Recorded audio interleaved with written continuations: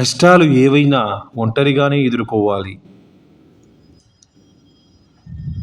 ఇక నిర్ణయాలు ఎప్పుడూ కూడా నిశ్శబ్దంగానే తీసుకోవాలి. మన ప్రతి కదలికను బయటకు పరిచయం చేయాల్సిన అవసరం లేదు. బంధం అనేది నాదే కదా అని నిర్లక్ష్యం చేస్తే చేయి జారిపోతుంది. ఇక నాకే సొంతమని పట్టు బిగిస్తే విరక్తి చెంది చచ్చిపోతుంది. ప్రతిదీ కూడా మనకు ముందే చెప్పి జరగదు. తప్పించుకునే అవకాశం అనేది అస్సలు ఉండదు.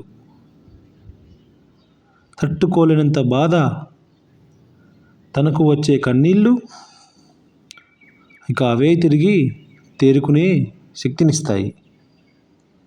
ఇతరులతో పోల్చుకుంటూ నిన్ను నువ్వు తక్కువ చేసుకోకు.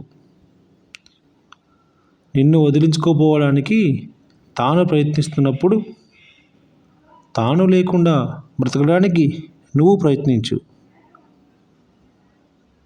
పశ్చాత్తాపం ప్రకటించడం అనేది దీనంగా క్షమాపణలు అడగడంలో ఉండదు, ప్రవర్తన మార్చుకోవడంలో ఉంటుంది. మనిషి కోరుకున్నది ఏదైనా పొందకపోతే ఎంత బాధపడిపోతారో, కానీ కోరుకున్నది సులభంగా లభిస్తే దాని పట్ల అంత నిర్లక్ష్యంగా ఉంటాడు. జీవితంలో అన్నీ కోల్పోయినప్పటికీ కోల్పోయిన దాని గురించే ఆలోచించడం దేనికి? ఇక నుండి ఉన్నదాని గురించి ఆలోచించడం మొదలుపెట్టు. అందరినీ విమర్శించేవారు ఎప్పటికీ ప్రశాంతంగా జీవించలేరు. కానీ అందరినీ సరదాగా పరామర్శించేవారు నిత్యానూతన ఆనందంతో జీవిస్తారు. స్నేహం, ప్రేమ అనేది దీపం లాంటివి. వెలిగించడం చాలా సులభం, కానీ ఆరిపోకుండా కాపాడుకోవడంలోనే ఉంటుంది అసలైన గొప్పతనం. నీ జీవితాన్ని ఎవరితో పోల్చుకోకు. అనుమానాలు పెట్టుకొని అడ్డుకట్టలు కట్టుకోవడం కన్నా అసలు విషయం అడిగితేనే నువ్వు పడే అనుమానం నిజమో కాదో తెలుస్తుంది. కోపం వస్తే కొన్ని రోజులకి తెలుస్తుంది. అదే అనుమానించుకుంటూ ఉంటే నీ మనశ్శాంతే పోతుంది. అలాగే మీ యొక్క బంధం కూడా పోతుంది. మనం లెక్కలోకి రావాలంటే కొన్నింటిని లెక్క చేయడం మానేయాలి. మనిషికి నిలబడడం తేలిక, పరిగెత్తడం కష్టం. అవునా? కానీ నీ మనసుకు మాత్రం పరిగెత్తడం తేలిక, నిలబడటమే కష్టం. ఇక ఎవరి మనసు అయితే నిలకడగా ఉంటుందో వారి మనశ్శాంతిని ఎవరు కూడా దూరం చేయలేరు. ఈ ప్రపంచంలో కనిపించే నిజాల కంటే వినిపించే అబద్ధాలకి విలువెక్కువ. ఈ కాలంలో నమ్మేంత మంచివారు ఎవరూ లేరు. అలాగే నటన రాని వాళ్ళు కూడా లేరు. జాగ్రత్తగా ఉండండి. ఒంటరిగా ప్రయాణించే వారికే బలమైన రెక్కలు ఉంటాయి.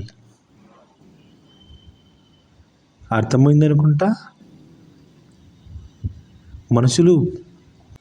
మనసులు మాటలు తీయగా ఉన్నాయని నీ బలాన్ని, నీ బలహీనతలని పంచుకోవడం కూడా నీ జీవితానికి హానికరమే. ఎందుకంటే నువ్వు అనుకున్నంత మంచివారు ఈ ప్రపంచంలో ఎవరూ లేరు. నీకు బాగా దగ్గర ఉన్నవారు ఎవరో తెలుసా? నువ్వు ఎవరినైతే కలిసినప్పుడు ఆనందం కలుగుతుందో వారు కాదు. ఎవరిని కోల్పోయినప్పుడు బాధ కలుగుతుందో వారే నీ మనసుకు అసలైన దగ్గరవారు.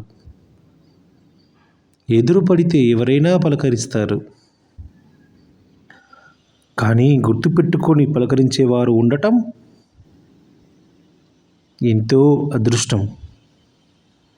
అలాంటి వారు చాలా తక్కువ మందే ఉంటారు.